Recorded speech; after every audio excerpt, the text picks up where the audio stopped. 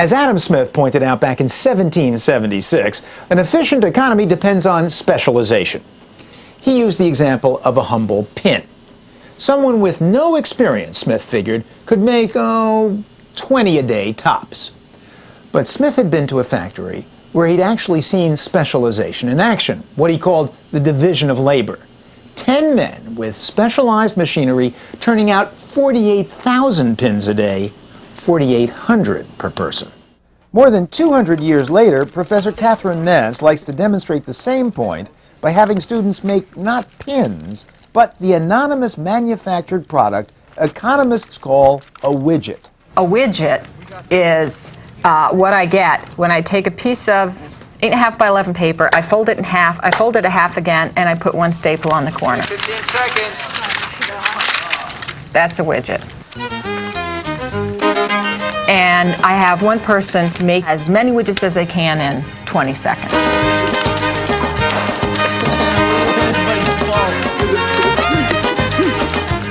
And I get a second person up, and a third person up.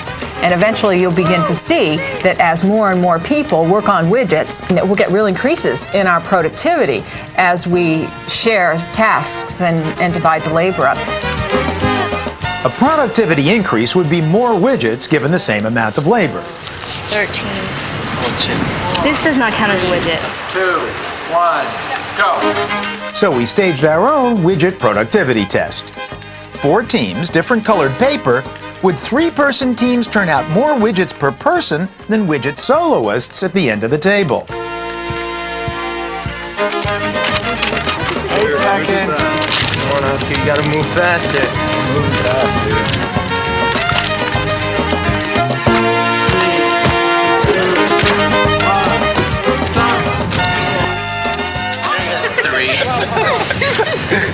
3. Well, the soloists averaged 7 in the first 2-minute round, even with strict quality control. 6, 7. This one doesn't count. See how you can see all 4 edges? At first, the 3-person teams averaged only 5 widgets per person. Their sole competitive edge, louder complaints about rejects. Oh, come on! No, come on! So the soloists started off ahead, perhaps because they had no startup costs deciding who should do what. But a key point of the division of labor is getting the people best suited to different jobs to do them. And you can only do that with groups. Maybe they should identify the weakest link. We're gonna let Muhammad staple because he I'm really a very good likes it. folder. In fact, Muhammad had folded as a folder. But at least he'd be keeping the work here in America. We're gonna buy our widgets from China for 2 cents a piece. But time for another round. 1, go. By now, the 3-person teams had specialized by switching their nimblest workers to folding. And specialization led to technology breakthroughs, like folding more than 1 sheet at a time. There was a $10 per person bonus for winning, and everyone here was intent on getting it, one way or the other. We have a union. We will after this.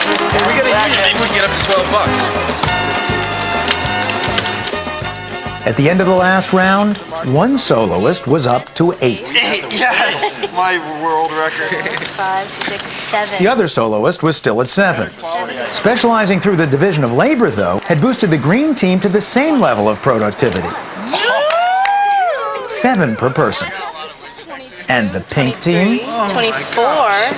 25, 26. So the pink team averaged 8.6 widgets per person, breaking the world widget productivity record. Any big lessons from today? I feel much better, especially since when I was on my own, I got 4. And of course, specialization had just begun. But the last word on the division of labor is as profoundly obvious as it is short and sweet. Practice makes it better. Yeah. Or perhaps, to put it in economic terms, specialization makes you practice. And that's a lot of what human specialization is about. As practice has made us humans better at work, we've been able to get more and more from our labor. Consider a car. Up until the 1920s, it took so long to make one, a car was a product for the rich. But the Ford Motor Company created a factory where workers could dedicate themselves ever more narrowly to their specialized tasks. The pace may have been relentless, the work dreary, But workers made so many high-quality Model T Fords that the company could pay them higher wages than ever. Higher wages, lower costs. For the first time, auto workers could afford the very cars they built. Dan Hammermesh of the University of Texas claims the fruits of the division of labor are everywhere. Boy, is that good. Boy, is that. Do you realize what it takes to make this thing? I mean, look at it. It's got plastic for the spoon, right? And for the cup. And the plastic is clearly made with oil, okay? And the oil has to come probably, maybe from the U.S., maybe the Middle East, brought here, refined, shipped to the plastic factory. The plastic is then made, molded, shipped to the ice cream store, okay? That's the first part. Just think of the steps involved with that. And then the ice cream here must come from a dairy, probably pretty near the ice cream store. It's not a national market in dairies. But then has to be made somewhere at the ice cream factory from milk with other stuff that goes in it into ice cream.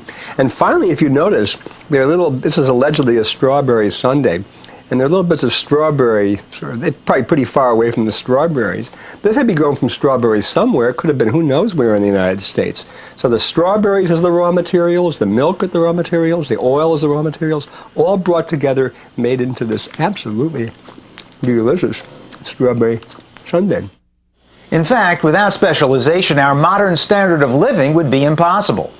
Imagine how much it would cost you to make your own refrigerator, your own shoes, even a lowly pencil, which you can buy for pennies. The wood is usually California cedar. The eraser made from South American rubber and Italian pumice stone. The graphite, a patented mixture from Mexico and Sri Lanka.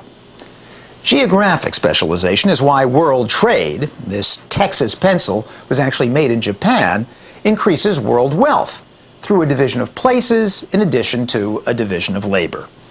Each place specializes in what it does better than others, given what people want.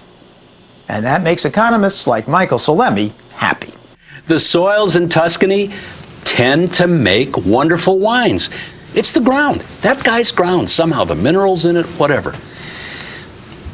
Could you imagine taking a special vineyard in Tuscany that's capable of producing a great Chianti Classico, for example, and opening a parking lot on it? Well, no. I mean, you wouldn't.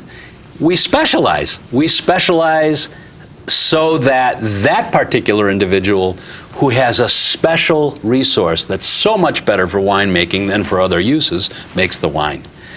A market system will do that.